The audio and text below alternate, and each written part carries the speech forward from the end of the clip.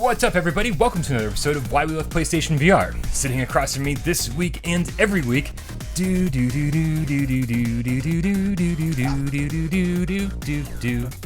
Desra.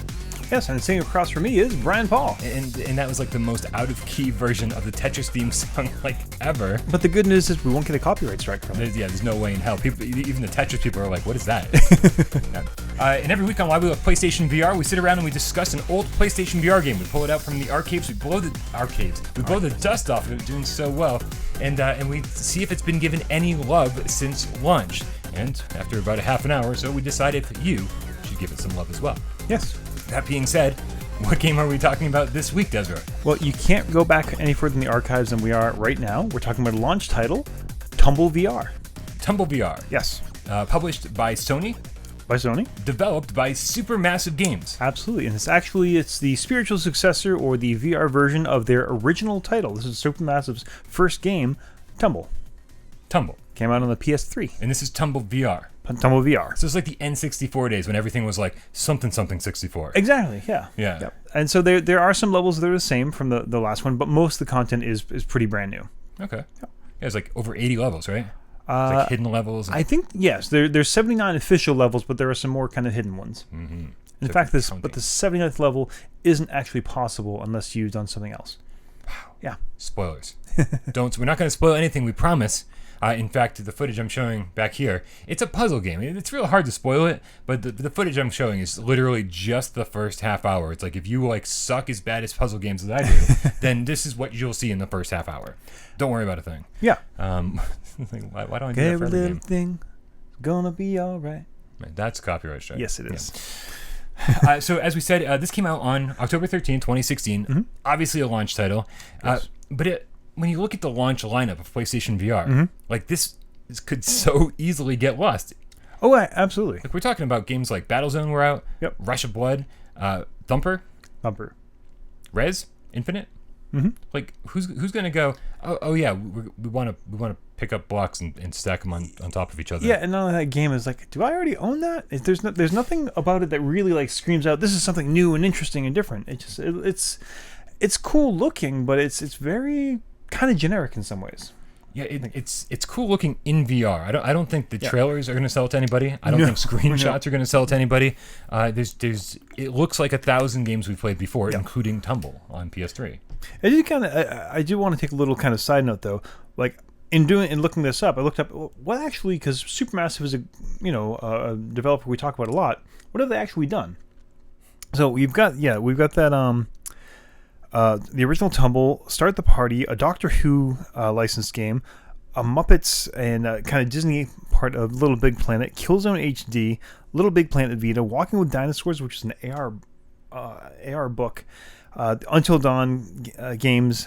It's basically there's not a Supermassive game style.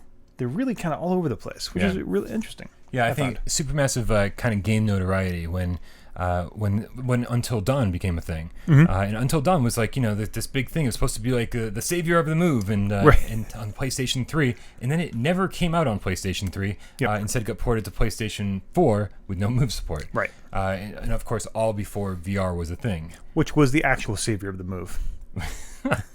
Well, VR absolutely was the savior of the move. But when you look at something like Rush of Blood, Until Dawn Rush of Blood by Supermassive Games, you can kind of look back and go, oh, these guys made Start the Party on PlayStation 3. Like this there's this weird correlation where you're like, oh, I've got in Start the Party, it's like a party game and there's 4 players, but like it's all augmented reality, and you look at yourself on the screen and the move controllers become something different. You're like, oh, I've got a giant hairdryer. Right. And I'm like scissors. I'm cutting somebody's hair. Like it's and for some reason, I feel like that maybe gave them a leg up when it came to early VR days. Oh, absolutely, yeah. It's like, here, I'm in a roller coaster cart, and now I've got 2 weird arms with guns. And honestly, if we roll back to my origin story with the VR, like that was the first time not only using VR but using the moves and saying, "Wow, these don't suck after all." Was I wrong all these years? No, I wasn't. They used to really suck badly, but they weren't that bad. I had moves at launch. Yeah. I enjoyed them. They had limitations. Okay. All right, I'll grant you there. We'll go with that. One of these days, we're going to go back to our old format And just do why move we games. love PlayStation 3 move games. But let's Anyways, talk yes. about what this actually is, because we've wasted so much time already. You stack blocks. Right. You put them on top of each other. It's kind of what you're doing, right? Yep. And it's all in VR using a Move controller or the DualShock 4. Mm-hmm. And let's pause there. Okay. Do you have a preference on using the DualShock 4 or the Move controller? I can see a good case for either of them. I think the Move controllers felt a little more natural to me, but it is much easier when you're using the DualShock to kind of rotate a piece and flip a piece around. Yeah, the DualShock, you can actually use the analog sticks Right. to spin the platform, raise the platform up and down, and then also just kind of rotate the piece that's in your hand. Right, and the Move controller, you can do all those things as well, but it's more gesture based. So you've got to, hold down the Move button and actually like move your arm across the screen to move the platform, and to move your object, you've just got to sort of like do like a frying pan I flip. hate the flicking motion. See, it's not as good or as easy as using the thumbsticks, but on the other hand, it's a lot less stressful on your wrist because if you want to, if I'm only using one hand, I only want to have to use one hand. And with DualShock, you feel like you've either got to use both hands. Okay. Come on, it's obligatory camera stare. Yeah, no, I know. No, I walked right into that one. I started the sentence like there is no way to I was going to say pull the cord on this joke, but that's making things even worse. It really does. Anyways, but so you've got the problem when you're using a DualShock with one hand, which we've talked about in other games, where it gets a little stressful and ouchy. I was definitely, when I played this I played it both ways today. Yep. Big fan of that.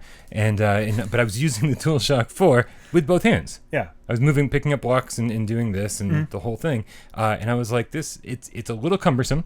It doesn't track quite as good as the Move. That's true. And you really have to get good at keeping the controller facing forward kind of the whole time and using the analog sticks to move the platform and move the blocks rather than moving the DualShock around. Yeah. Because Because the second you turn it sideways, the camera freaks out and it's like, no, don't do that. Which I'm like, come on. Yeah, the Move I think makes it a little more natural. It's I found myself moving the platform a lot less using the Move controller, which is exactly what you just said. So, but also, I think it's good to look at this in outside of a vacuum, okay, and look at the other games that have come out since. And when you look at games like I Expect You to Die and Esper, man, they mastered that whole, I want to pick up that object over there with a Move controller, this whole telekinesis thing, and use the triangle button to like push it out and this to pull it back and like kind of manipulate it in space. And I think in retrospect, if they could go back and patch this game, that would be a better control scheme to actually be like, I don't want to reach all the way over there to get this thing. I want to just like subtly boom, boom, boom.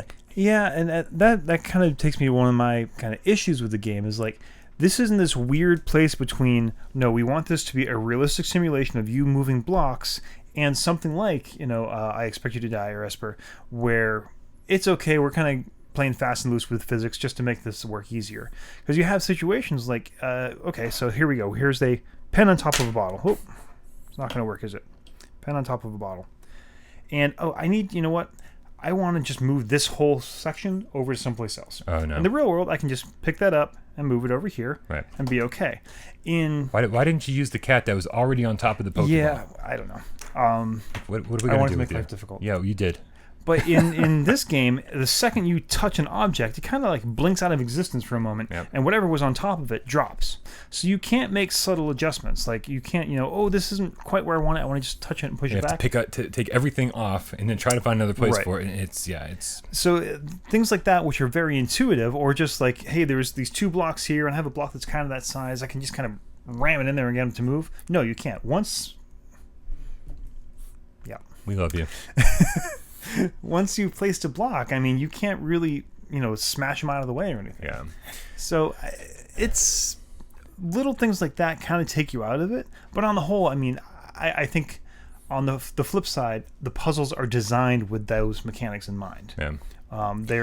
They're made to be difficult, and if you could do those things, they would be easier. I agree.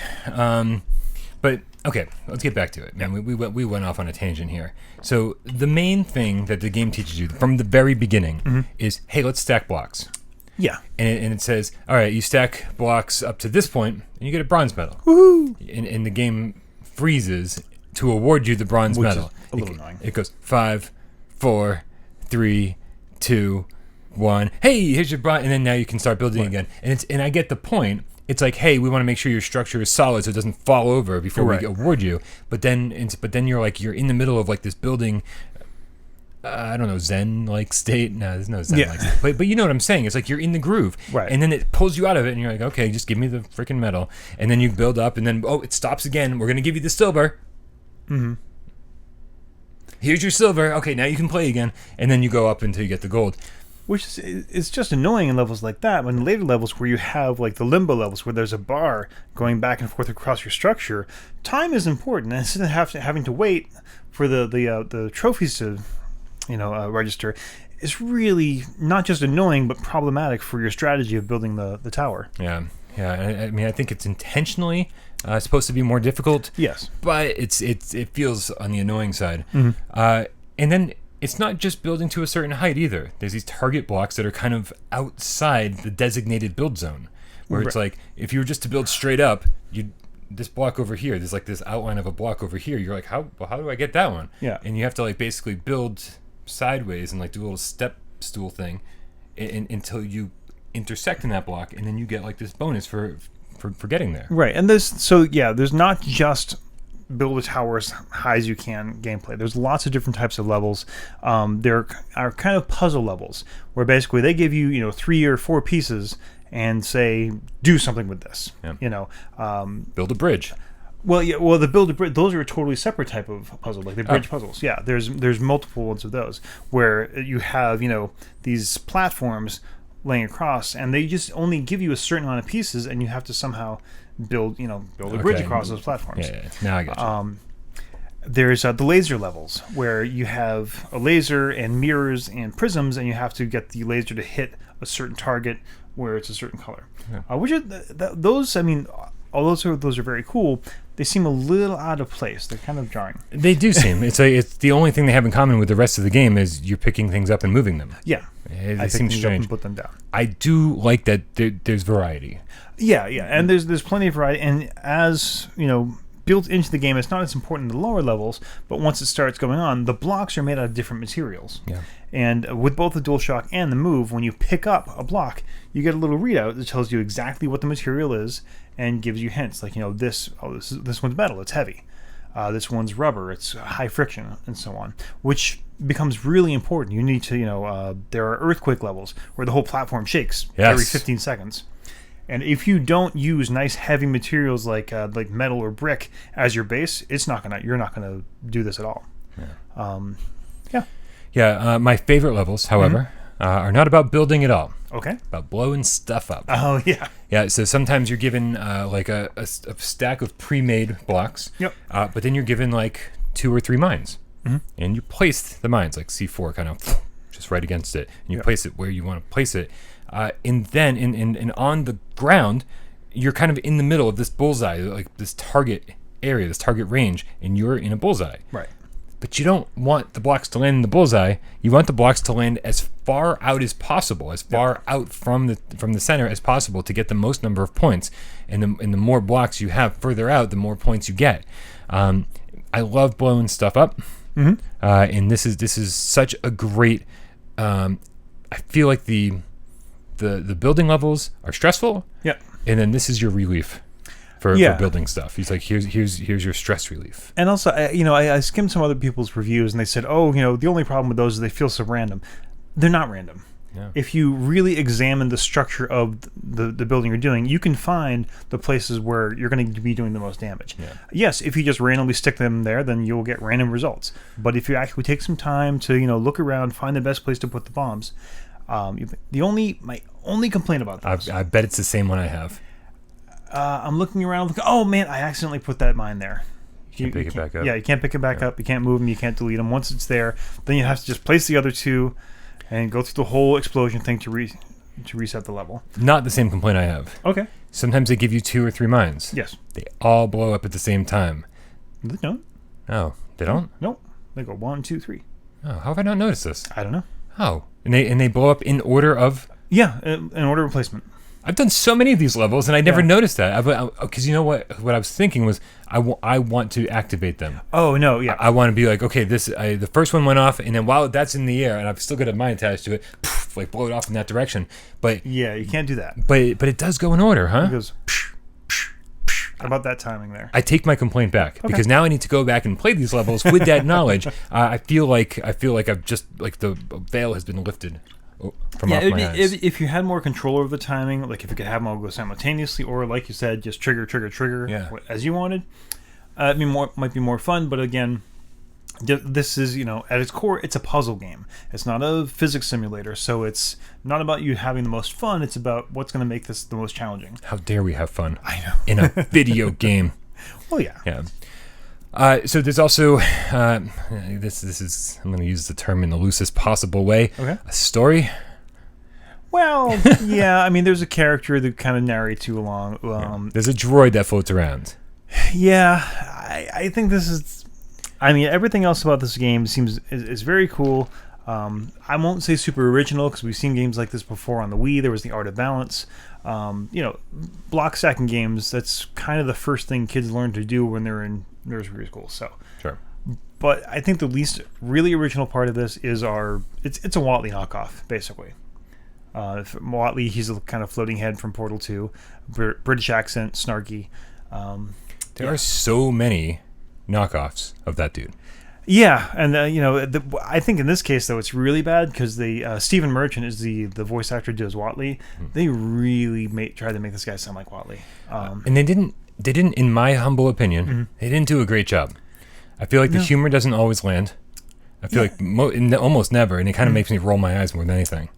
Yeah, it's weird. Like in games like Static or Static was so good. It had like such a great dark sense of humor. Yeah, and here's the difference too. In Static, he wasn't necessarily insulting you.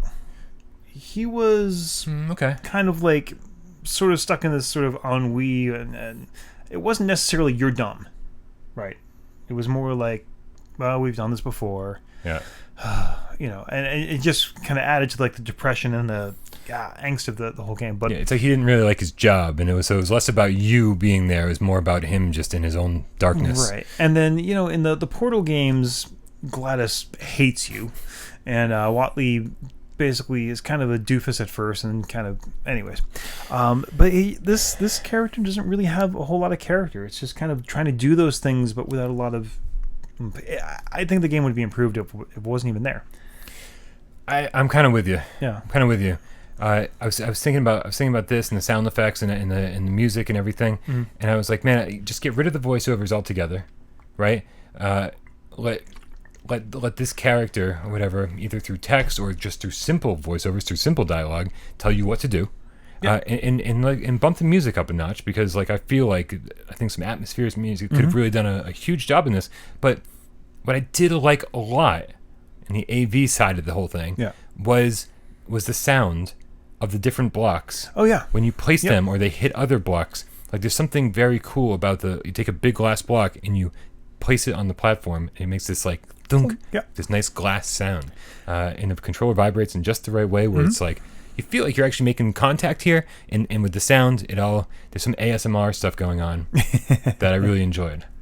Yeah, and I think your point about the music is really, really important, and I'm actually a big believer in puzzle games where less is more. The less they tell me about what I'm supposed to do, the better, because discovering that, I think, is something important. Like, again, I'll go back to the Art of Balance from the Wii. There's minimal instruction of that. There's minimal anything. It's just kind of like, it's a little different in the Art of Balance. You have to, balance these pieces. I know it's... No, I know what you're talking about. There's a subtle difference between the two. But that's much more relaxing and sort of zen-like, so they don't have those intrusions of the character or the extraneous sound effects. This is something a little different, I guess. But anyways, yeah, to your point, the realistic... you get a feeling of the heft of these objects. When you throw a chunk of metal, it flies differently than when you throw a piece of foam. Yeah. To go back to the original Brian test. like throwing stuff in VR. I'm a big fan of it. And what I'm also a big fan of is we just before the show we dove into the multiplayer, which I've had this game since launch. Never touched the multiplayer. So we didn't go deep into it. Right. Let's be very transparent about this. We played the first 2 levels, and Des was in VR doing the thing with the blocks in the buildings, right? And then it gave me control over the little robot droid, right? Which is the most fun I had with the droid all day. And basically, it gave me like a fan to go over and place. There's a red barrier, so you can't get too close to the structure, but you can go right up to that barrier and place the fan there and go. Okay, so let's hopefully it'll cause enough of an issue where Des has a harder time building. I want to call a little bit of bullshit on this one. There was a chunk of granite I put down. This fan just blew it right over. Yeah. There's a piece of foam right there. I don't understand why this concrete or granite keeps flying off. But physics were a little wonky. Yeah, but then there was the laser, I think was actually from beyond my side of things, the most annoying. Yeah. Because the fans, you can kind of like, all right, I know where the fan is coming from. I can plan for that. The laser just sits there and keeps drilling at...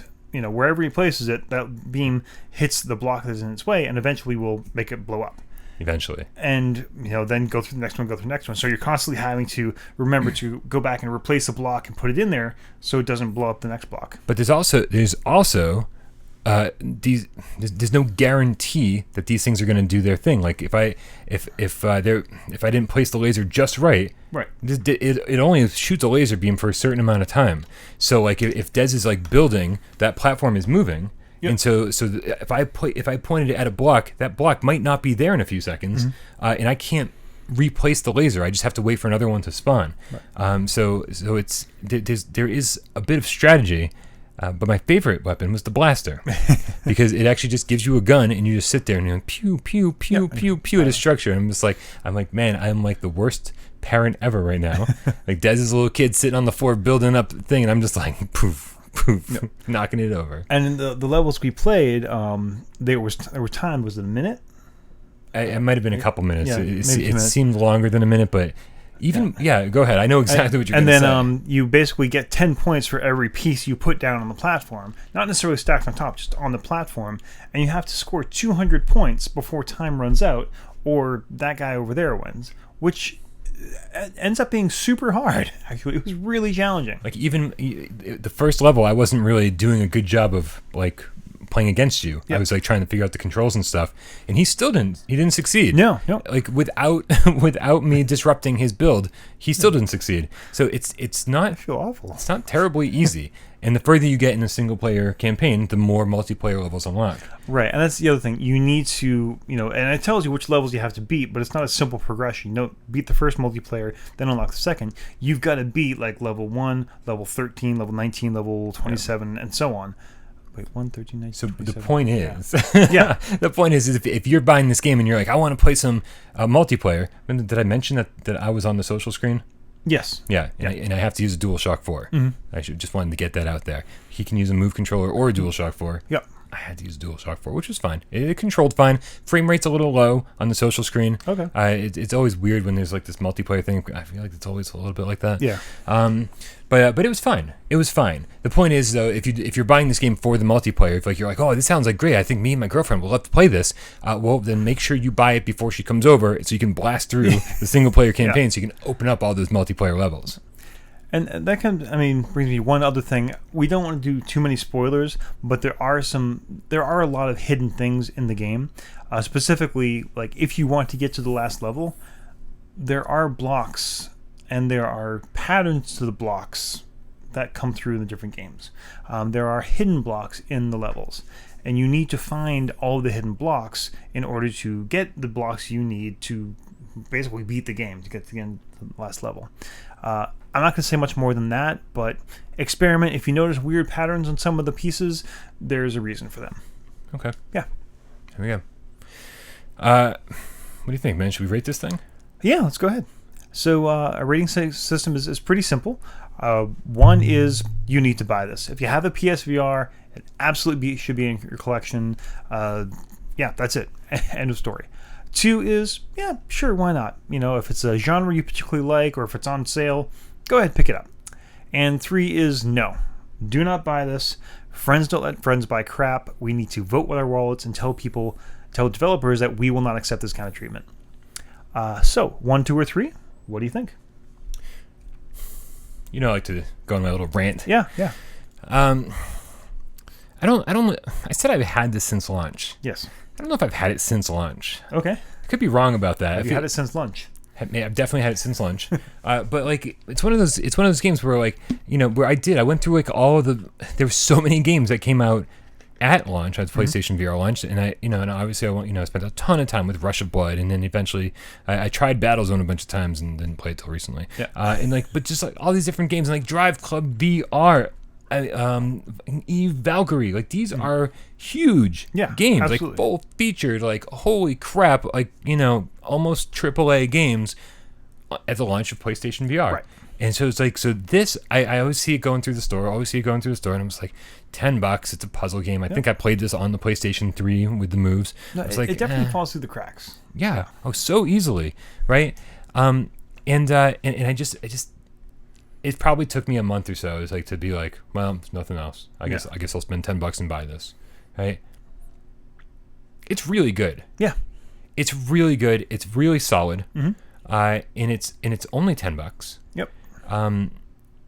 It does, as we said, like if it came out today, I think the control scheme would be a little bit different. I don't think I think the control scheme hasn't aged particularly well, but it's totally playable. Yeah, it's totally playable, and I think after like just an hour or so with it, you totally acclimate, and you're like, oh yeah, no, this is fine. Mm-hmm. It's not I expect you to die. It's Tumble VR. Yep. And so I'm giving this a 1. Okay. This is a 1 because obviously the only exception is if you're like, geez, I really hate puzzle games, and it's a no-brainer. Like, avoid this one like the plague if you don't like puzzle games. But as a really good puzzle game, and as a really inexpensive one, and as one that's going to last you a really long time, it's totally a 1.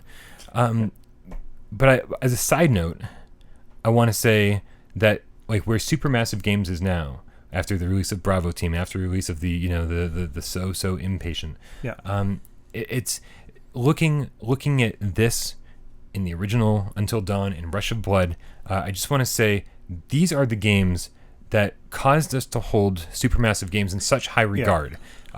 We don't know, obviously stuff happened behind the scenes in their company, but this is a quality title from a quality developer, and I really hope, after playing this most of the day today, I really hope that they get back on track and start bringing us quality VR games again. Yeah. I'm going to echo a lot of what Brian said. I think this is a 1. I think you can't beat the price. I think, if we just go on value right there, this is great. I mean, $10 for a ton of content. I mean, rough estimate, I'm not even close to finishing this. I don't think, but if you're very, very good at puzzle games and have like hand-eye coordination of a surgeon, maybe you could finish this in 3 or 4 hours. But you think that little amount of time? I think if you're just like, if you're super really like, okay. But keep pounding away at it. I was thinking like humans, 6+ at least. Yeah, I think for normal humans, absolutely. And if you want to like platinum this thing, dude, you take a vacation from your job. Did you check? Is there a platinum? There is a platinum. Sweet. Yes. Yeah. And I looked. I did cheat. I went through a trophy guide and looked. Des is not ever going to platinum this thing. But Brian's probably not either. Yeah. But those of you who do, man, double thumbs up. That's amazing. So yeah, I think it's a 1. I think if you absolutely hate puzzle games, well, you probably stopped listening about 20 minutes ago. So. Oh, this video is only going to get about 600 views. Yeah. No one cares about this game. No, but you should. That's why we're doing this for you. Exactly. Like I said, I think this one fell through the cracks. It was all this big, shiny, exciting stuff, and they're like, "Oh, we've seen Tumble before. This is Tumble in VR." Yeah. Okay. People probably thought it was a cheap port. Yeah, and it absolutely is not. I think it uses VR in a really great way. It feels very immersive. Everything, the blocks have weight and heft, like we said. It's a 1. And just to put a why we love PSVR spin on the entire thing, we always go back to these games, quite a while after they've come out, for the most part. And I looked through all the patch notes, and I looked through all the updates, and I try to find out what's been improved, and is it better now than it was at launch? Yeah. And I have to tell you, I think this might be the absolute first time that we've looked at a launch game, and it's the exact same game. Yeah. It is still version 1.0. There are no patch notes. There have been no updates. Nothing. Wow. Supermassive was like, we released a perfect game. We're not touching it. And by all, If it ain't broke, don't fix it. Yeah. I mean, I can't lie. I mean, it's fine. Yeah, I would say like the little complaints we had about the UI, I don't think they're mistakes. I think they're deliberate choices. Yeah, probably. I think like no, we could do this differently. But like I jokingly said, I would love to have two hands. There's so many times which I could just pick, but that's the point. It's made so you only have one hand to use. The fact that you can't move blocks once they're set. That's not. They didn't say, "Oh, duh, we forgot to do that." Right. It's a choice. So yeah, that's basically it. Yeah, that's my rant. It's a great game. You should totally be playing it. All right, I think that pretty much does it for another episode of Why We Love PlayStation VR. Always, we want to know what your thoughts are on this game. So in the comments below, please tell us what you thought of Tumble VR. Did you play the original one on PlayStation 3? Did you buy this at launch? Did you buy it because of this episode? I bet you did. I bet you did. Who's a good game cat? Who's a good game cat? Very horrible. This is what happens when I don't sleep. And also, of course, the other big question we always ask you: What's next? What's next? What do you want us to play? Yeah, I mean, we have a couple ideas, but you know what? We're kind of running dry. We've hit all the big ones. We're like, oh, you guys got to cover this. Yeah. So strangely, this was highly requested. Not recently, but like months ago, people were asking for this game. Yeah, but like.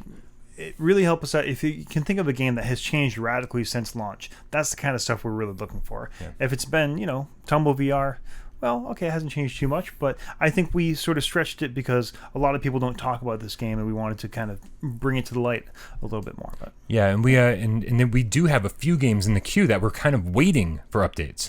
Right. We won't tell you what those games are, but like there's some that we've heard rumors that like either a VR patch is coming, that they're updating it with like new levels or new characters or this or that, and we're like collateral damage.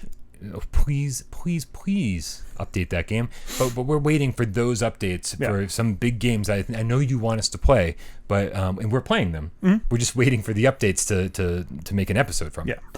All right, let's get out of here. Okay. Thank you guys so much for tuning in. As always, my name is Brian Paul, and I'm still Desra. We'll see you next week.